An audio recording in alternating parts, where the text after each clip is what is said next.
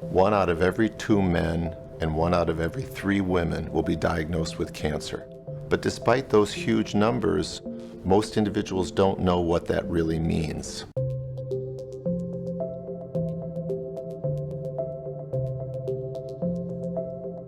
At the simplest level, cancer or cancer cells are cells that have lost the ability to follow the normal control that the body exerts on all cells. In our body, we have billions and billions of cells, and they have different functions. It's a very complicated process under incredibly phenomenal control. And if something goes wrong and that control is lost, then particular cells escape the normal control mechanisms, and they continue to grow, and they may spread. That's what we call cancer. Those cells together, we would call that a tumor.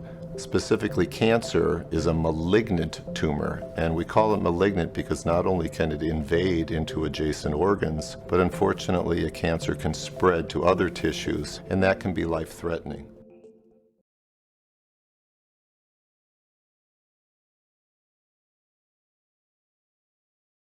There are 3 primary therapies for cancer: surgery, radiation, and chemotherapy.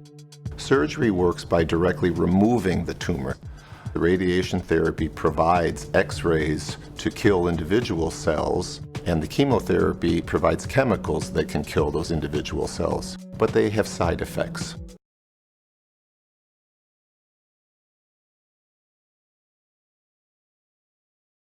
Chemotherapy started, and that really just like hits your body pretty hard. I lost like 25 pounds. You do get dizzy and you do get nauseous and you just want to go on your left side and you're just like, okay. All right, sweetie. Here we go, okay? And you have that bucket next to you where you're about to vomit and it's just like, yeah. The nausea, I can't explain it. Like, it just feels nasty inside my body. Like, every time I want to throw up, but I can't eat because I have a feeling that I might throw up. Best thing to do for nausea is just to take the medication. All the medication you can get, just take it. Your taste buds do change. Like, I didn't like to eat my favorite meals because they would taste different to me. I probably could count how many times I've looked in the mirror on like 2 hands. Like, truly looked. Of course I've glanced, but I don't like looking in the mirror because I've lost 50 pounds. I mean, I have no hair, I have no eyebrows, I have no eyelashes. I felt like the whole world was staring at me, and they either stare at you or they look at you and you catch them looking and they purposely won't look at you.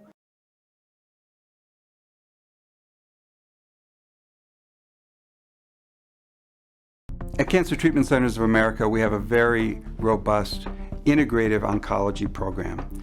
Integrative oncology is taking those conventional oncology treatments and integrating those with therapies like acupuncture, naturopathic medicine, chiropractic, nutrition, to blend those together and to create the most appropriate treatment plan for that individual patient at that moment in time. Cancer Treatment Centers of America has invested in a model in which all of the effects of cancer and its therapy are aggressively treated and managed. It's not just enough to kill the cancer if we don't treat the pain, the fatigue, the depression, or the anxiety that comes with a diagnosis of cancer.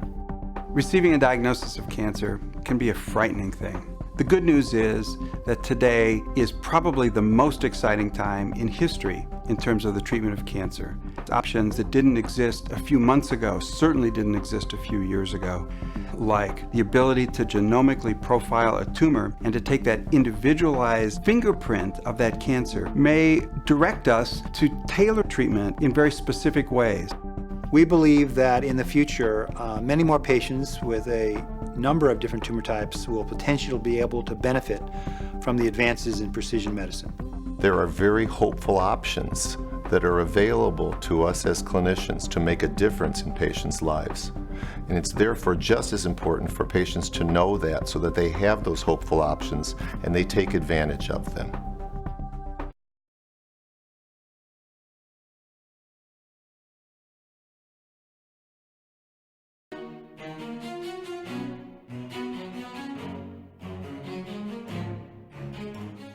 Something I would say to someone newly diagnosed with cancer is that if you have questions, that there are answers, and don't be afraid to ask.